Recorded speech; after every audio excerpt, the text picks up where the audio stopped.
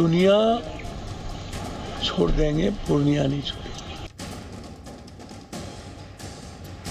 भाई ने जो है एक बहन को आशीर्वाद दे करके टिकट दे के भेजने का काम किया है।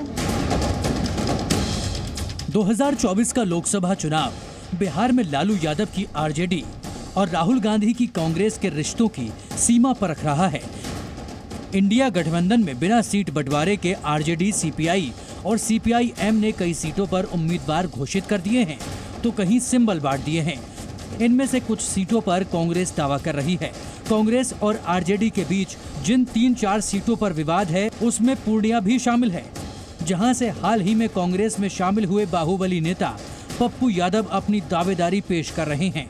अब उनकी कार्ड के तौर पर लालू यादव ने बाहुबली अवधेश मंडल की विधायक पत्नी बीमा भारती को 14 साल बाद जेडीयू से बुला लिया है।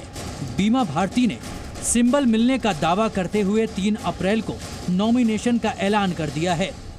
हमारे जो राष्ट्रीय अध्यक्ष माननीय हमारे लालू प्रसाद जी जो हमारे पिता तुल हैं, और एक पिता जो है एक बेटी को टिकट दे करके पूर्णिया भेजने का काम किया है। जो हमारे आदरणीय तेजस्वी जी जो हमारे भाई हैं, और भाई ने जो है एक बहन को आशीर्वाद दे करके टिकट दे के भेजने का काम किया है। नॉमिनेशन 3 तारीख को हम करेंगे। अब पूर्णिया जनता से मैं आग्रह करती हूँ 3 तारीख को सभी लोग पूर्णिया में रामभूमि मैदान स्टेडियम में आने का काम करेंगे।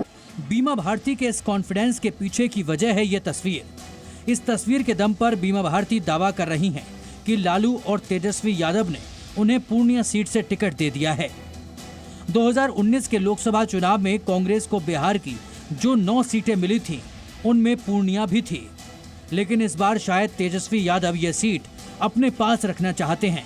वहीं कांग्रेस पूर्णिया सीट से 3 बार और माधेपुरा जोड़कर 5 बार सांसद रह चुके राजेश रंजन उर्फ पप्पू यादव को लड़ाना चाहती है, जिन्होंने हाल ही में अपनी जन अधिकार पार्टी का कांग्रेस में विलय कर लिया है और वो किसी भी हालत में पूर्णिया सीट छोड़ने को तैयार नहीं है। कांग्रेस की विचारधारा मेरे लिए सर्वोपरि है। पूर्णिया की जनता,